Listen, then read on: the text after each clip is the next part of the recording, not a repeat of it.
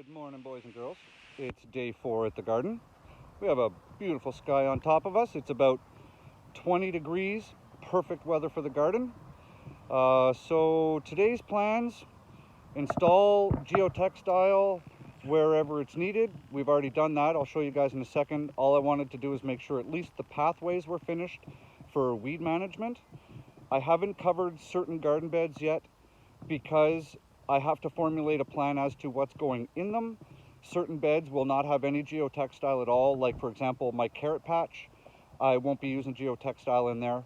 So I haven't quite planned out certain beds in the garden. Some I have, some I haven't. So they're going to stay just open at the moment. And the other thing we're going to do is trellis netting. So you guys can get 3 bags, see, 3 bags of 30-foot by 5-foot trellis netting for about $22. Delivered on Prime, it'll show up the next day. If you're looking for something to grow your crops on, trellis netting, besides using something like cattle panel, which is basically the best you could get because it's never going to degrade and it's a one-time installation, trellis netting is your second best bet. So we're going to put trellis netting all up and down my rows of tomatoes and cukes, and then once we have that installed, I've got a small bale here, a baler twine. We're going to tie baler twine across the entire top of the trellis netting and weave it back and forth between the mesh and tie it off to all the T-posts. And then once that's done, we're done for the day. So you guys want to see what the garden looks like? Hang on. So we've already put down the geotextile in here and here. Right there, I mismeasured. So when I cut that length last weekend when I was here, I cut it 10 feet too short. So today we just cut a little bit left, and because they're 3-foot rolls, cut it down the center, and then we just installed it there and there with the pins. Easy peasy lemon squeezy. And then this is going to be cucumbers, so we're going to put trellis netting there. This is going to be tomatoes, and then the row behind it will also be tomatoes. So that's the plan. The trick with trellis netting, it comes kind of coiled up in a ball. It's folded in half and then rolled up into a ball. So you lay it all out like I've done here. You take your first corner,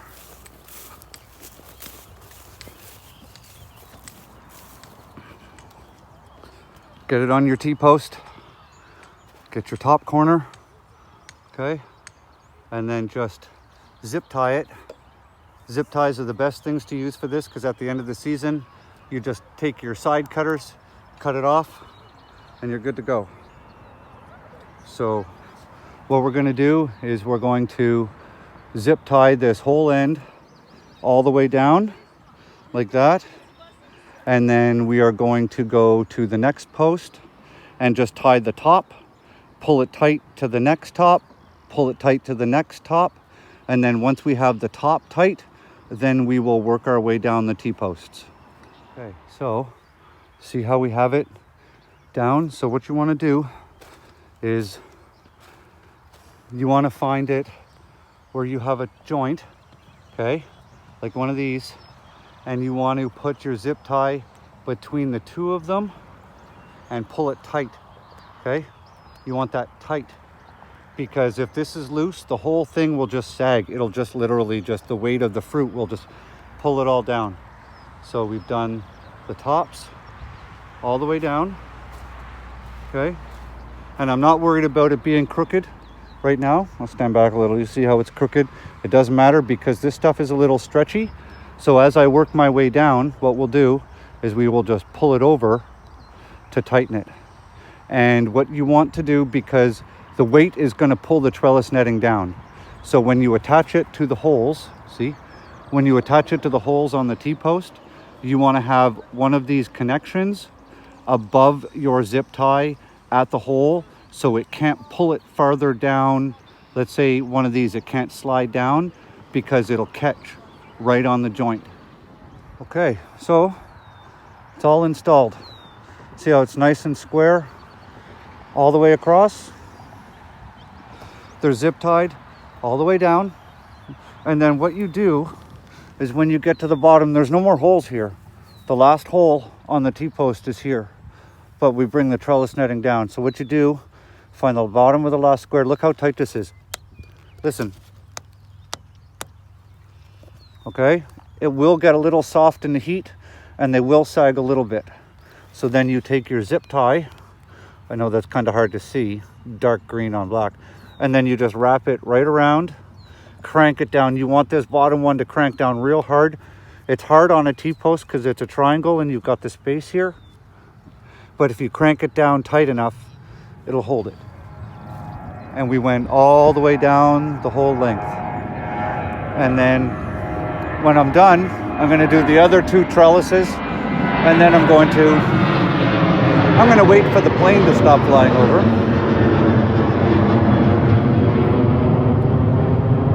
Awesome. Every 30 friggin' seconds. So once I get all the trellis netting up on all 3 trellis setups, I'm going to take orange baler twine that I've got. We're going to tie it to this hole, and we're going to interlace it all the way down. Tie it, lace it, tie it, lace it, tie it. And then what I'm probably going to have to do is the last T-post at the very end, I'm going to have to tie it at the top and run a cable down to the ground because it's already starting to pull that very last T-post. It's already starting to pull it in this way because we have so much tension. Like, look, that's how tight you want your trellis netting, okay? We got it all in. So that's going to be large tomatoes and cherry tomatoes. This is going to be Romas, and that is going to be for cucumbers. So I need to buy another 1 or 2, probably 2 T-posts, one for that end, one for in the middle, and we'll stretch that out. And then what I'm probably going to do is cut that slack of trellis netting off, and then I'll use that to grow beans or something on. That's the plan.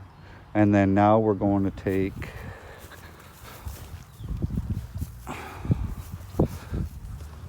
some of this and we are going to string it like this through all the tops of the trellis netting, and it's going to help hold it up so it can't sag in the middle. If not, it'll start to sag like that and it'll just get pulled over. There we go. We got her done. So all the geotextiles down, like I said, that we're going to do today, and with the extras on the end, I just put some baler twine around it. I'll come around this side so you can see. And I just literally tied it in a bow tie. So if I want to extend it, I don't have to fight with knots. I can just untie it, right? So we did it with that one. We did it with this one because there's lots extra here. So we've tied that off. We've done that one there. And then we've done the one for the cucumbers. And I'm gonna need more T-posts. I think that's probably gonna be the plan. Put 2 more T-posts over there that you guys can see. And then we'll extend the cucumbers all the way over to there. And we're gonna call it quits for the day. And now I'm gonna go and buy some more supplies for the garden. And I think I'm gonna find some plants at a garden center that I can put in these 2 beds, because I didn't start a bunch of plants. I wasn't expecting extra space. The fun part is going to the garden center and finding stuff that I haven't started at home, that I don't have seeds for, and pick those up so we can fill up 80 feet of bed space is basically what I need to find plants for today. So we're gonna do that, and then tomorrow I'll be back here again. And I think tomorrow we're going to do a fairly large planting. We're going to get the tomatoes in, probably the zucchini in, maybe the peppers. I'm not sure, but I'll have to think about that this afternoon. So if you guys are new here and you like the content, I know you didn't see too much today, but everything's a process and everything takes time. So if you like what you see, smash that subscribe button and hang out with us for the rest of the summer. All right? Have a good day, guys. Grow good food. See ya.